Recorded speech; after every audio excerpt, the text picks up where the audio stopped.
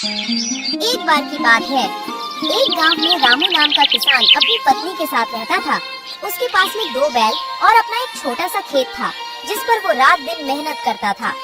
तब कहीं जाकर उसे खाने जितना अनाज उगा पाता। रामू गरीब होने के साथ साथ ईमानदार भी था।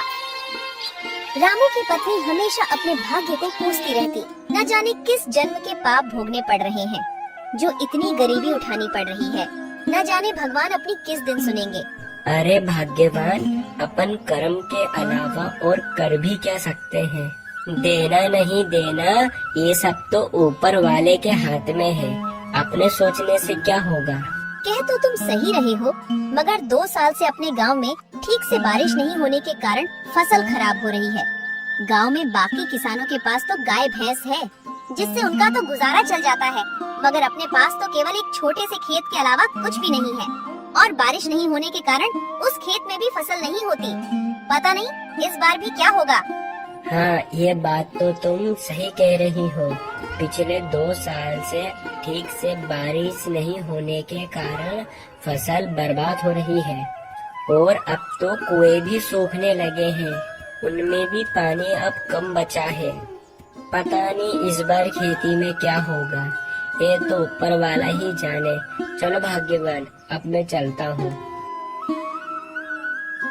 रामू रोज की तरह अपने दोनों बैलों को लेकर अपने खेत की ओर निकल पड़ता है। रामू भले ही गरीब था, मगर बहुत ईमानदार था।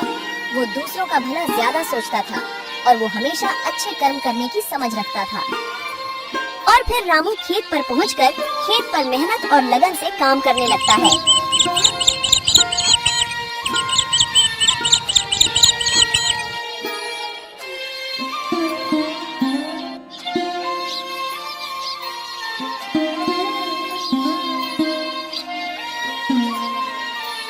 फिर थोड़ी देर बाद, अरे इतनी धूप में काम करने के बाद अब मुझे भूख लग रही है और अब तो मेरे ये दोनों बैल भी थक गए हैं।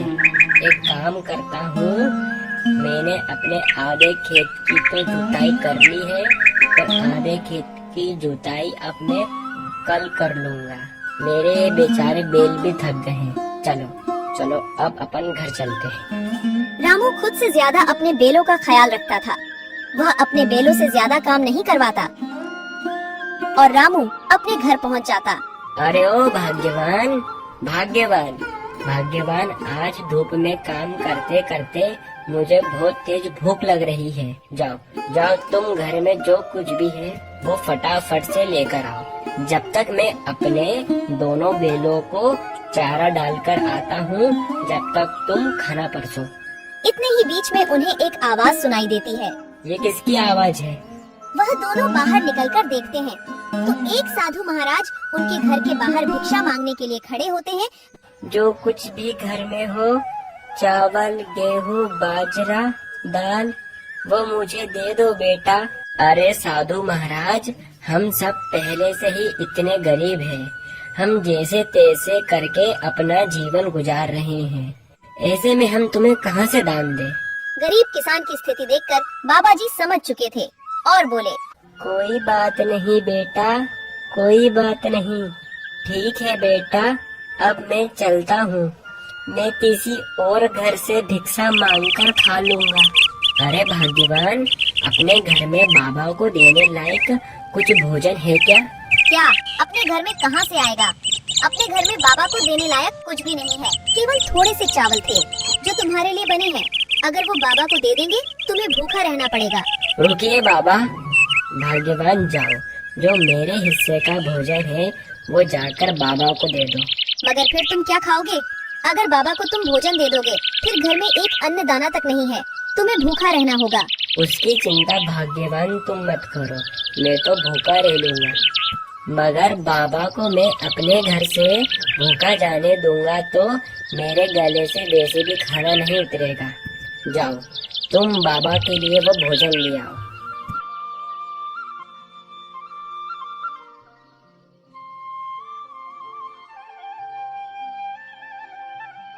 रामू की पत्नी रामू की बात के अनुसार रामू के हिस्से का खाना बाबा को दे देती है। धन्यवाद बेटा, धन्यवाद। भले ही तेरे अभी बुरे दिन चल रहे हैं, मगर ऊपर वाला सब देख रहा है। वो तेरी एक दिन अवश्य सुनेगा बेटा, धीरज रख।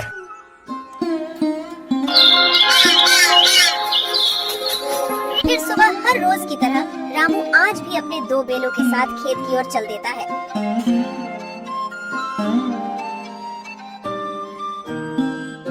अपने खेत की जुताई कर ही रहा था तो फिर इतने में एक अमीर व्यक्ति रामू के खेत के किनारे से गुजर रहा था और रामू के पास आकर कहता है, अरे भाई, यहाँ आसपास कहीं पानी है क्या? भाई साहब, यहाँ से कुछ ही दूर पर एक हेडपंप है, जाकर आप वहाँ से पानी ले लो। अरे भाई, तुम बड़े मेहनती दिख रहे हो, तुम इतनी मेहनत क्यों करते हो? मैं अपने और अपनी पत्नी के लिए भोजन और कपड़े कमाने के लिए इतनी मेहनत करता हूँ। अरे, तुम इतनी मेहनत करने के बावजूद अभी तक गरीब की गरीब हो। तुम तो अच्छे काम करते हो, तो भी तुम गरीब हो। मुझे तो नहीं लगता है कि कर्मों का फल मिलता है। नहीं नहीं भाई साहब, मुझे पूरा विश्वास है। भगवान के घर पर देर है मगर अंधेर नहीं। जो अच्छे कर्म करेगा उसे अच्छे कर्म का फल अवश्य मिलेगा। देर से मिलेगा मगर मिलेगा जरूर। शायद मुझे अभी नहीं मिला मगर एक दिन अवश्य मिलेगा। रामू की बात सुनकर अमीर व्यक्ति हंसता और वहाँ से चलता बना। रामू ने अपनी मेहनत जारी रखी मगर खेत को जोतते जोतते अचानक से रामू का पैर हल के नीचे आ जाता है, जिस कारण रामू का पैर कट जाता है। रामू दर्द के मारे झूम उठा। अरे भगवान, मेरा पैर तो कट गया। अरे प्रभु, वो अमीर व्यक्ति सही बोल रहा था क्या कि कर्मों का कोई फल नहीं होता? अगर मैं अच्छे कर्म कर रहा हूँ तो भी मेरा पैर कट गया। मैंने किसी का क्या बिगाड़ा है जो मेरे पैर में लगी? जैसे तैसे रामू अपने घर पहुंचा और अपनी पत्नी को जो उसके साथ हुआ वो सारी बातें रामू ने अपनी पत्नी को बताई। तुमने आज तक किसी को परेशान नहीं किया है, तुम्हें तुम्हारे अच्छे कर्मों का फल मिलेगा। रामू को अपनी पत्नी की बात सुनकर तसल्ली आई।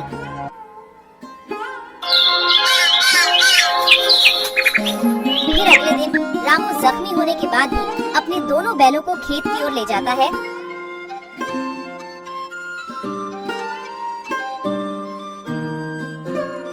अरे अभी तक बारिश तो आई नहीं, अब फिर मैं अपने खेत की सिंचाई कैसे करूँगा? चलो एक काम करता हूँ, अपने खेत के कुएं में जाकर देखता हूँ उसमें कितना पानी है। अगर उसमें पानी हुआ तो अपने खेत की सिंचाई करूँगा। अपने खेत के कुएं के पास में जाता है मगर कुएं में एक बूंद भी पानी नहीं था। कुआं पूरा सूखा पड़ा था। अरे मेरा खेत का कुआं तो पूरी तरह से सूख गया। अरे भगवान, ये कैसी परीक्षा ले रहे हो? घर में अन्न का एक दाना नहीं और अब तो मेरा कुआं भी सूख गया है। इस बार खेती में कैसे करूँगा भगवान? एक काम करता हूँ, मैं अपने कुएं के अंदर जाकर खुदाई करता हूँ। अगर पानी निकल जाए, हे भगवान कृपा करना प्रभु। इतना कहकर रामू कुएं के अंदर उतरकर खुदाई शुरू करता है।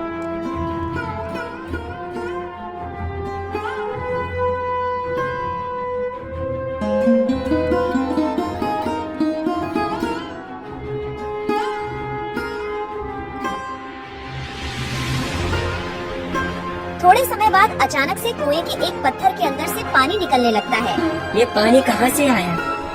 मुझे तो अपनी आँखों पर विश्वास ही नहीं होता। मुझे तो लगता है ये सब मेरे अच्छे कर्मों का फल है जो मुझे मिला। भाग्यवान सही कह रही थी कि तुम्हें तुम्हारे अच्छे कर्म का फल अवश्य मिलेगा। ऊपर वाले ने मेरी सुन ली। इस पानी से तो अपने खेत की सिंचाई अच्छी तरह से कर सकूंगा। रामू की खुशी का कोई जवाब नहीं था। रामू पानी को देखकर बहुत खुश हो गया